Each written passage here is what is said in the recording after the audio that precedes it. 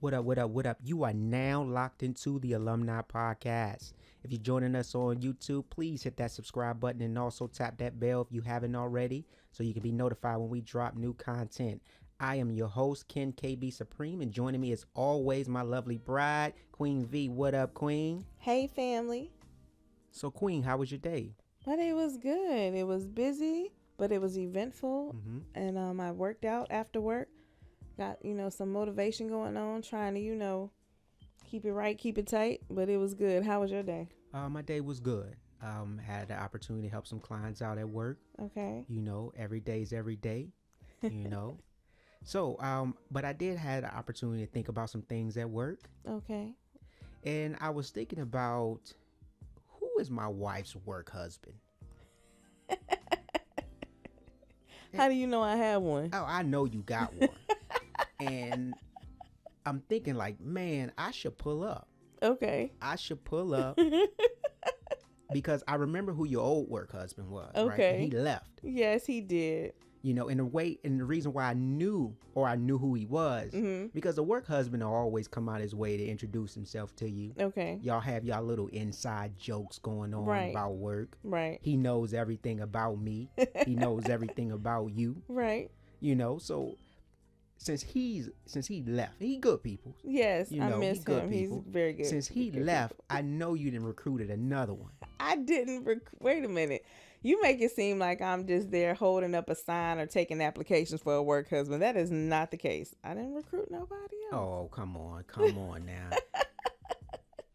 What- Big boss in charge. Oh, really? I am not the big boss Little in charge. This Cute ain't could be little department head. I'm Really? pretty sure really. the I one am was just waiting in Benita. line. You had your starter, No. and then you had a couple bench warmers that then made their way to starters. Oh, you are too funny. Well, the same could be said for you. I can tell who your work wife was just by the way, she made herself known to me. And it's cool. She seemed like good people. I don't know who you talk about. Yes, you do. I don't even know who you talk about. Anyway, Don't try to, make it seem like it's just me. And when I flip it on you, you plead the fifth.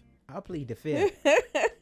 But I know I'm gonna have to make it my priority to Okay. pull up and find out who the new work husband is. That's cool. I might have to pull up too, just to see. Yeah, I'm not intimidating or nothing. I just need to see. Feel things out, see what's going on. See what's happening. Come up there. I might have to wear a tank top or something. Do a You couple know push-ups what? before I get up there. That is Put my insane. deep voice on. Your deep voice on. Yeah. Probably another few degrees of squeeze in my handshake just to get a feel for what's going on around there. Oh, that is Let my absolutely presence be known. crazy. That's And then also let them know I can pop up at any time. okay. So don't be trying nothing funny. Okay. Well, I might have to do the same, but when I pop up, I'll be in civilian clothes. Might have to throw on the dress and my little stilettos. Definitely not gonna be in my combat boots. I'm gonna have to goodness. pull up. All right, maybe I got to pull on a 3-piece suit just so I can look You important. are so silly. Because you around a bunch of important people. Oh my goodness. I might have to just put on a bow tie, look important, and just show up. You can show up anytime. Yeah, honey. I might drop by next week. Okay. Don't warn them neither. Okay, I'll be ready. All right. So let's get into our first topic of the day. Okay. All right, you had a question for me, right? I do. Our All first right. topic of discussion for today is it okay for married people to hang out with single people?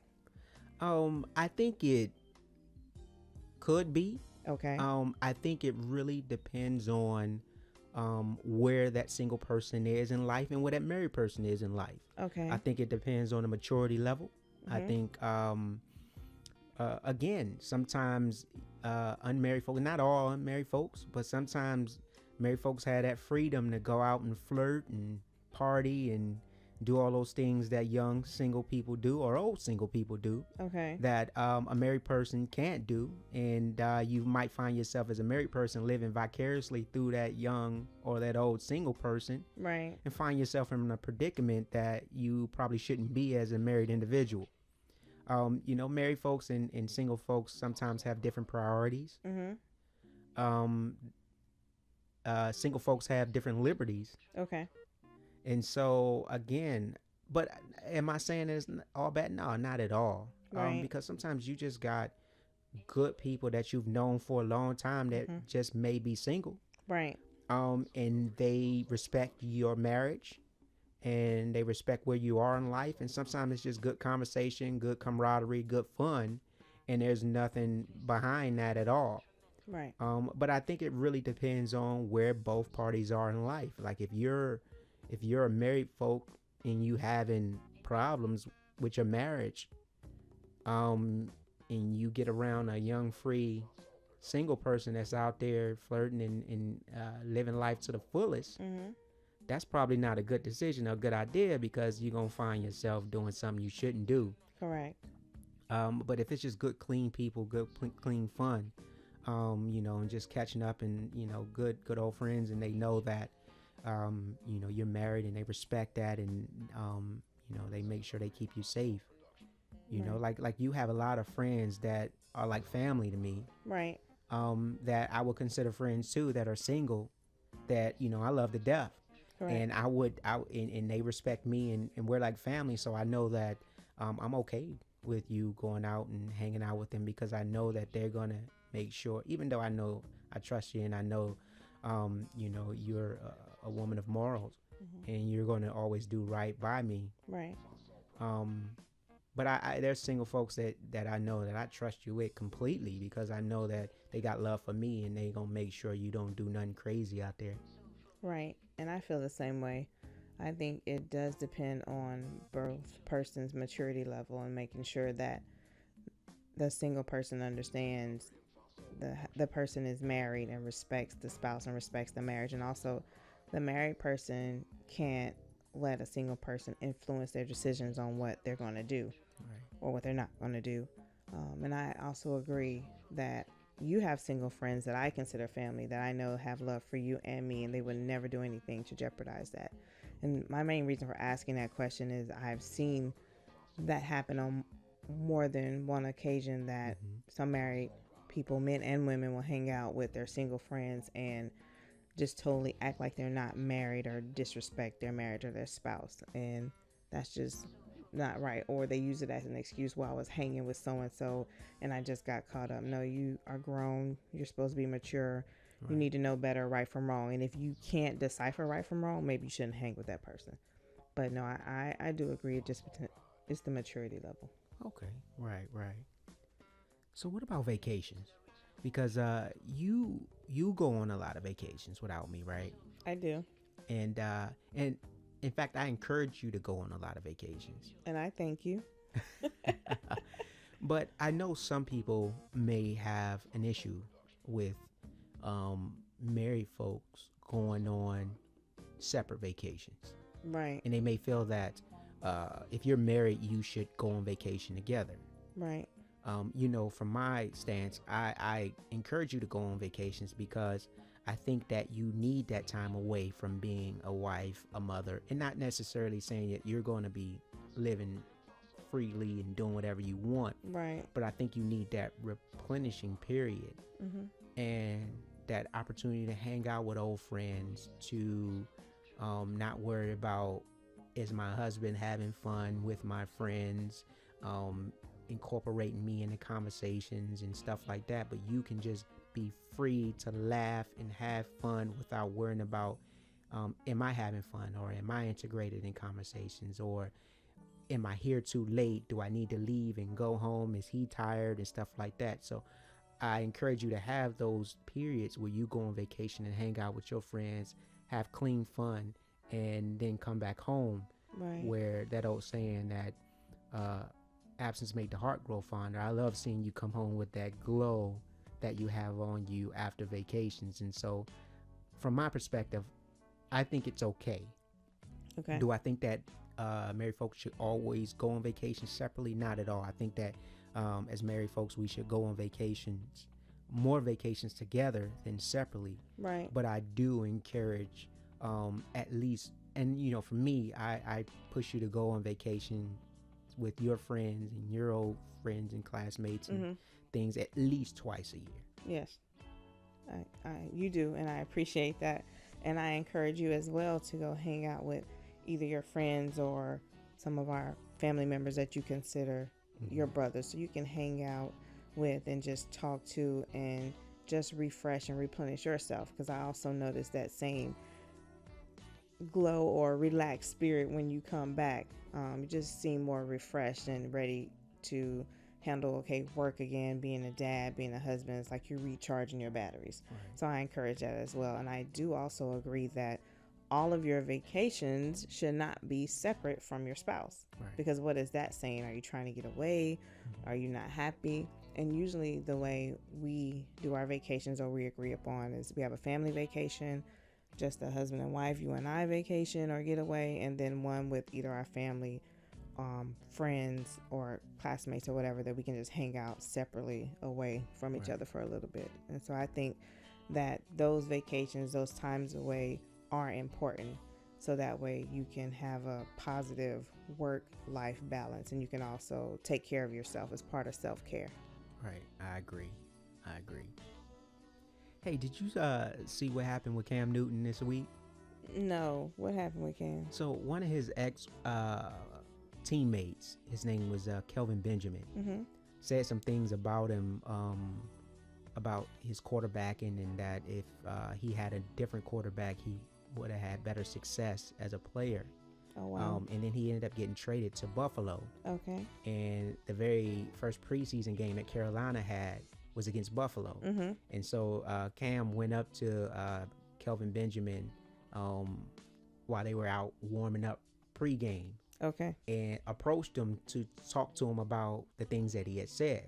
And so I wanted to ask you a question, because he rolled up on him. Like, okay. You know how the young folks say, he pulled up on him. Right. Right? So I wanted to ask you, like, if you knew somebody was saying something about you, and it may be indirect. Okay. They do a coded message on Facebook, or they say something about you and you hear it from somebody else. Or you overhear them talking about you. Okay. Do you ignore it and just say, you know what, I'm bigger than that, I ain't got time for that? Or are you the type of person that go up to them and address it, like ask them, yo, what's up with what's up with that you were saying? I think it depends on the person, depends on the source. Right. Who's saying it. Now, if it's someone that may be kind of an acquaintance, or I wouldn't even say friend, someone that I'm not really close with, and I hear them say something, I might get upset. But if I know it's not true, or if I think that they're just saying things to make themselves look better, I probably will just ignore it and just not give that person the time of day. But if it's someone who I consider a close friend, or even someone that I may like as a person and feel that they like me too, oh no, I'm pulling up on that person. You pulling up? I'm pulling up. I'm pulling up. So do you pull up hostile, or you pull up like calm? Like, cause Cam Newton pulled up on old boy, and he, you know, at first he bumped him, and old boy pushed him away a little bit, and then Cam put his hands behind his back, like, look, I ain't trying to fight you or be on that type of energy, but right. Asking you what's up, like what's going on. And so do you pull up with like hostile energy, or do you pull up with, let's just sit and chat this out and see where we went wrong? I think it depends on what was said, right? The message, because I've done both. I've pulled up on someone hostile, and then it kind of calmed down, and then another time it escalated.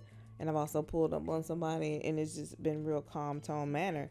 And if I think or discern that that person is not telling me the truth, or if they get hostile and irate, I think it just depends on the person and the situation. I might walk away, or I might have a few words, say what I need to say, and then just don't even, deal with that person again. Right. How would you react in that situation? You know what? I've always been the type of person to go up and talk to whoever said right. or did whatever. Never on hostile energy. Okay.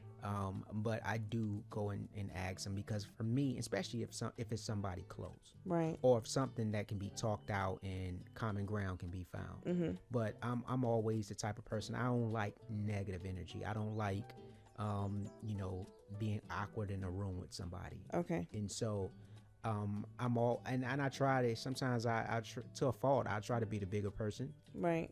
Um, and so that's how I am. I'm always like, yo, what's going on? What happened? Where did we go wrong in this thing here? Right. And if that person is willing to talk about it, then we can talk about it and move on and clear that energy up. If they're not trying to, move on and they just sat in their way, then I've done my part. I try to clear it up, but I ain't gonna hold no hostility for you. I'm not going to be on some negative energy situation. I'm gonna make it clear. Look, I ain't got no problem with you. If you feel a certain way about me, that's a you problem. Right. But outside of that, what I'm saying, I had too much of that growing up. You know what I mean? Where you go into a place and you're around people that the energy is bad and you can't even enjoy yourself because you feel like something gonna happen. Right. I don't like that type of energy. So I'm willing to let you know, look, I ain't on that type of time. So I'm trying to be in here and, be good. And if you on that type of energy, then, that's on you. But I'm gonna let you know that I ain't on that type of energy. So because people are so unpredictable nowadays, Right. you don't know what anybody go do. So You're right. yeah, I've always been the one to address it so they know where I stand, so they're not thinking that I'm on some type of energy that they on, and now they got to feel threatened by my appearance in that particular place or establishment. So I always go and address it from the jump. And I think that's a good way to handle it. I think as I've gotten older, I'm learning to do it that way and not be hostile towards the person, regardless of what was said or what I may have heard or thought I heard. And I know I can't always handle it in a non-confrontational way, but I try to. And I think it depends on the person or the source. And if it's someone close to me or I consider a friend or a good acquaintance, I think I am more apt to be upset with that person because I thought we was cool. I thought we were better than that. Okay. But I am learning how to just, if people think a certain way or say a certain thing about me, I shouldn't be really concerned with that because that's how they feel. Right. Understand that. All right. So I want to get into our next segment. Okay. And this segment is called the Facebook Scroll. It's a new segment that we just developed. And basically what this segment is that we are looking through Facebook and we see a question posted on Facebook that I think it will be good for us to answer so we can hear a perspective from them, from each of us. Okay. And this also goes out to our alumni family. If there is a question on Facebook or something that somebody posts that you would like to hear us talk about and hear our perspective of, please tag us into it so we can talk about that specific question that was posted. Right. So the question that I saw that I thought was interesting that I wanted to hear your perspective of, and then I'll give mine. Okay. It said no child should receive a plate before the man of the house. Okay. How do you feel about that? My perspective or the way that I feel about this is whenever I cook dinner, I always defer to you first and say, honey, I'm done. Would you like me to fix your plate? Are you going to eat? Or if we're somewhere out at a barbecue, at a function, I always ask, do you want me to fix your plate? Or are you hungry yet? And you always turn it back to me and say, I'm good right now. Thanks, babe. Let's feed the kids first. But to me, I do, as a sign of respect of you being the head of the household, I do offer you the first plate or fix your plate for you or give you the biggest piece of chicken, steak, meat. That's just me personally because I want to make sure that you as the head of the household, as our covering, are taken care of. Okay. So I did read under the comment section that some of the sisters were getting on there and they were adamant about it's the responsibility of the parent to make sure the children eat first. Any man that would eat before his children is pretty much not a man or not a man worth being with, and that the children are the priority and they should eat first. Okay. How do you feel about that perspective? I think it just depends on that person. I can't really say I agree or disagree because my opinion is I'm going to ask my husband to fix my husband's plate first. Right. And that's not saying that my kids aren't a priority. They're not important. We're going to feed them. It's always enough. I usually, like I said, ask you, fix the kids. And I'm usually the one that's eating last to make sure everybody is taken care of Right. before myself. And I think it just depends on how that person is raised or their perspective of it. To me, I don't see a right or wrong answer, because if that's your choice in your household to feed your husband or feed your child, I think it's a personal decision. How do Right. you feel? Well, again, I think that there's really no wrong answer toward it. Okay. Okay, because everybody has so many different perspectives. Right. You know, somebody may have a husband that is the primary breadwinner, Mm-hmm. or takes care of the family, and as Mm-hmm. a sign of uh, not just respect, but as appreciation. Right. Not necessarily saying that because you are the head of the house that you are entitled to this. It's just saying that, you know what, I appreciate you, husband, for going out and providing this food.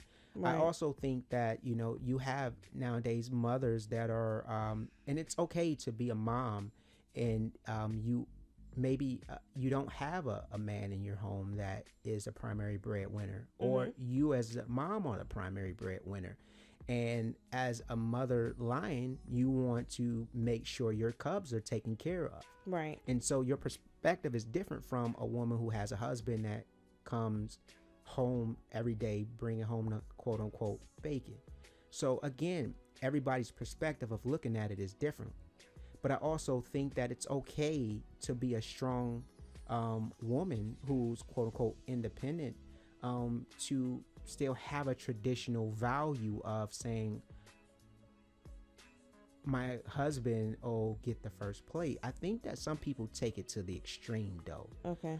to where their perception is the husband shouldn't be the one to eat first because the kids need to be taken care of, and their perception is almost extreme to where there's a limited amount of portion, Okay. or the rations are limited, and Right. no man should eat before the kids because the kids should eat and they should be taken care of. And I think that any good man Mm-hmm. would see that my seeds are always going to be taken care of first. Right. Um, and I think that when people argue this, Mm-hmm. they look at the extreme to where there's a limited portion of food, Right. and the husband shouldn't eat first. But I think from the perspective of this, the way this question was formed, there's plenty of food the husband has provided. Not necessarily always the husband is provided. There's plenty of food. Right. There's no limited portion. It's just as a way of admiration that the wife shows to the husband. She has those traditional values, saying that I'm gonna make sure my husband is taken care of, that Right. he eat because he's been out working all day and he's Mm-hmm. provided for us to have this food. And it's just like an admiration or appreciation for, thank you for going out and providing for us. Right.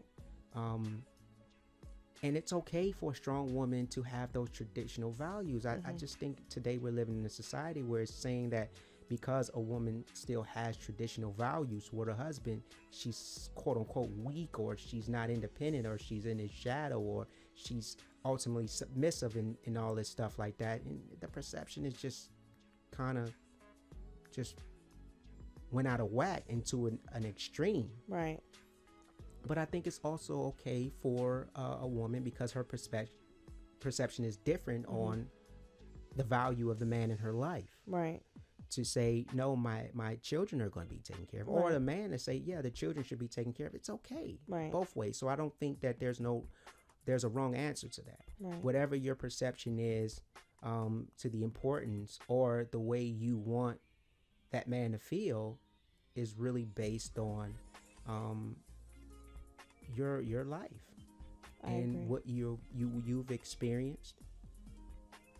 So again, I don't think it's really no wrong answer. I think that a person who had chooses to take care of their husband and make sure their husband is taken care of, that's okay. Right. They're not saying that my kids aren't going to be taken care of. There's plenty of food here. There's no extreme one-sided or gray area to this. Just like, hey, I have those traditional values. It doesn't make me weak. It doesn't make me lesser of a woman. Right. And a man who says, no, you know what, I'll take care. And that's how I am. You know, I appreciate you Mm-hmm. saying, okay, I'm going to take care of my husband and provide food for his food first, but I'm always saying no, take care of the kids first. Right. But And I that's do okay. always offer and say, honey, do you want to eat now? Or at least let you know there's has not been a time where I'm cooking and I'm finished and we're eating and you're just sitting up here. You don't know the food is ready. I always let you know the food is ready. You want to eat now? You always say, oh, feed the kids or I'll get it. But I do always make sure that it's always enough food that you do have your portion, whether it's the biggest portion of meat or not. And not that you require that, but that's another respect thing from me, that I'm not going to give you scraps and we sit here and eat all the food either. I'm not going to do that. Right. So, yeah, I agree. All right. So, let's get into what's your beef. What's your beef? So, as always, I'll give you the opportunity to go first if you would like. Okay, I will go first this time. So, my beef is you schedule an appointment to see your provider, your healthcare provider. They ask you to be there 10 to 15 minutes early for your appointment. You show up 10 to 15 minutes early, and they still call you back 15 or 20 minutes later than your appointment to get your vital signs, ask you pertinent questions about your medical history while you're there. Then after they do that, you're still sitting for another minimum 10, maximum 30 minutes waiting for your healthcare provider to come see you. So why should I show up early to my appointment if you can't show up on time to see me? That is my beef. That really upsets me. So I'm not going to be early for an appointment anymore. I will show up at my appointment time, and I'm still going to clock you to see how long it takes for you to come see me and talk to me. And you better not be rushed when you come in there, rushing to talk to me like you have something more important to do. If my appointment is scheduled for 30 or 40 or 50 minutes, you need to see me for that entire time. It takes 2 minutes tops to take your vital signs and to figure out what's wrong with you before the doc or the provider comes in. That's my beef. And I can say that because I'm a healthcare professional, and that irks me. So if whenever I did have to either see patients or check them in, I am respectful of everybody's time. Everybody is busy. Everybody has things to do. The person coming to see you has probably have to taken off from work or call in sick or miss something pertinent because they need to be seen. So if you want us to respect your time, you need to respect my time. I thought the doc was only supposed to go in the room for about 15 minutes per patient. I don't know where you got that from, but if I need to talk to you for 30 minutes, you need to sit there and listen. Because you're getting paid regardless. And my symptoms and my signs and symptoms or whatever's going on is important. I am not a disease or a diagnosis. I am a person, and you're going to listen to me.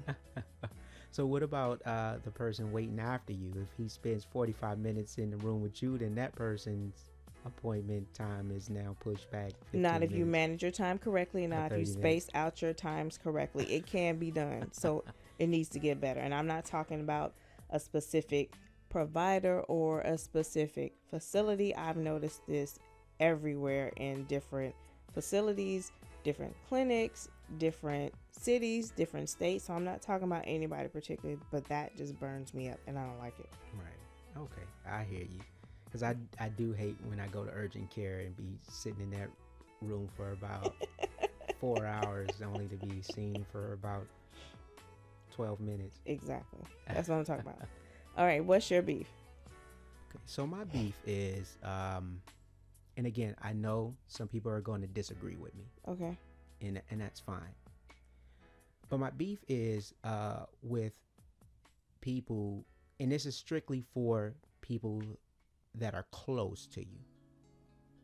Okay. My beef is when people don't share important information with you, whether good or bad. Okay. And this is strictly for people that are closest to you, close family members or lifelong friends or stuff like that. Like, information is, and I'm not saying that you go and you intrude on anybody's space, and I do understand like people don't want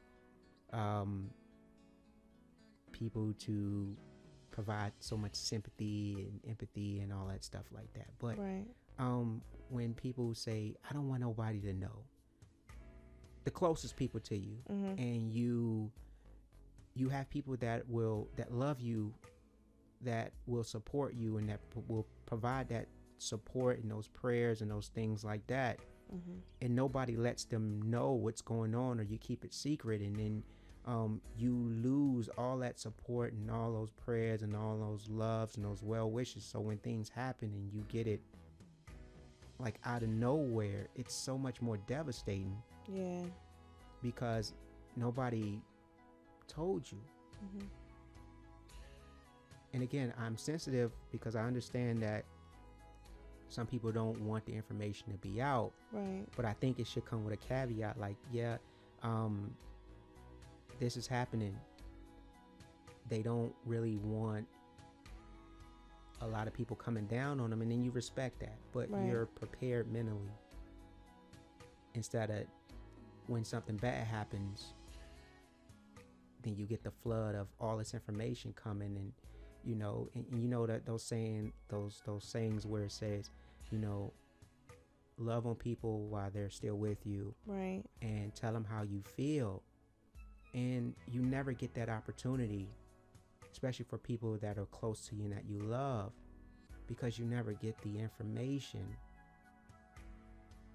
And so again, I understand and I'm sensitive to it, but it does upset me sometimes. It's because, like people want to support you, people want to love on you, people want to share how they feel.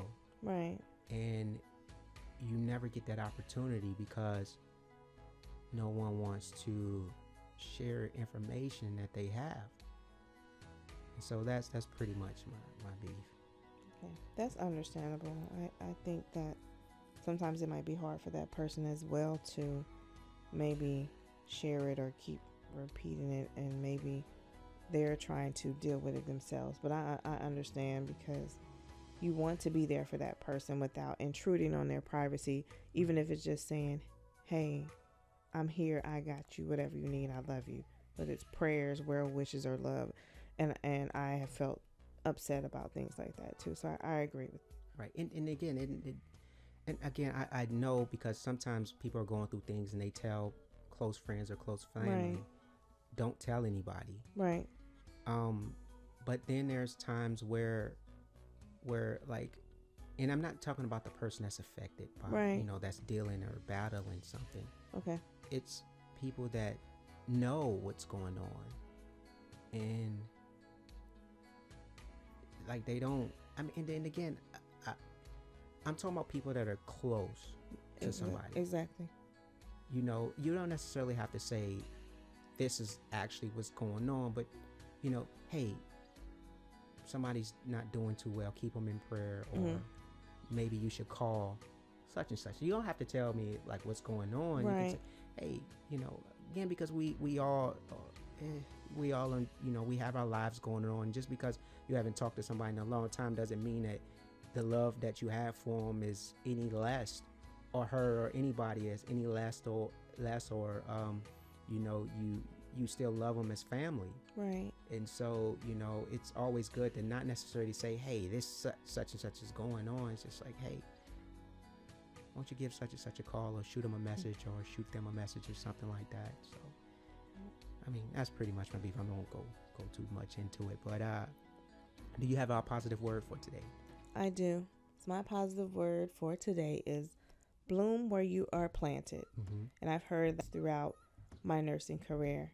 And to me, that means no matter what situation, what job, what issues that you are faced with, or you're placed in a certain position, it might not be the ideal situation, but you're placed there for a reason, to either learn, to grow, or give something to someone else. So wherever you are placed, look at it as a positive place or a positive situation. And if it's not positive, if it's negative, you are there to be that positive light, to give encouragement, and it'll also help you. So bloom where you're planted. Okay, outstanding, encouraging word there. Okay, so this has been the Alumni Podcast, and before we log off for this episode, I didn't want to leave until we express our love and our condolences excuse me, to our brother Terrence Townsend and his family.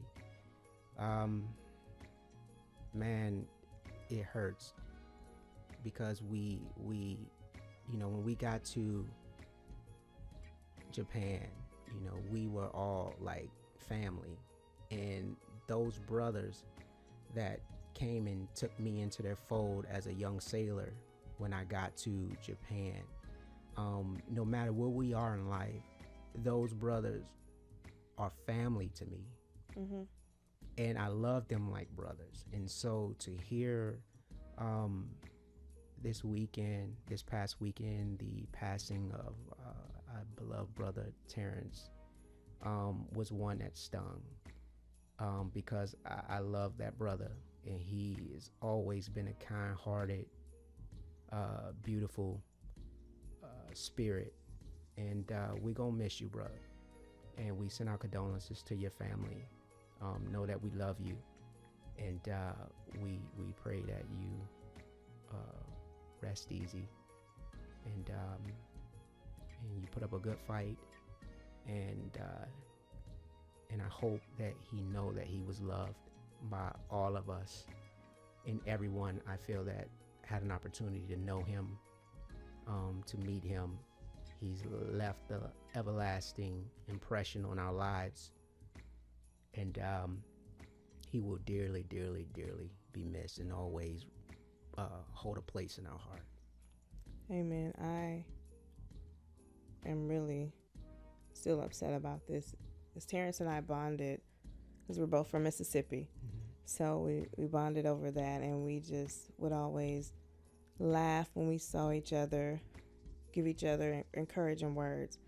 And he had the voice of an angel. He would literally sing my soul happy every time he would sing a song. So I'm going to miss Terrence dearly. I really loved him, and I'm glad that our paths crossed. I'm glad that we were able to meet, and we became friends and later family.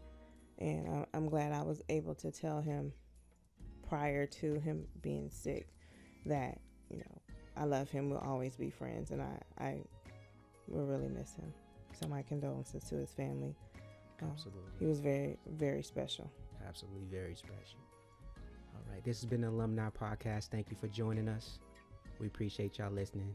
Take it easy, family. Bye, family.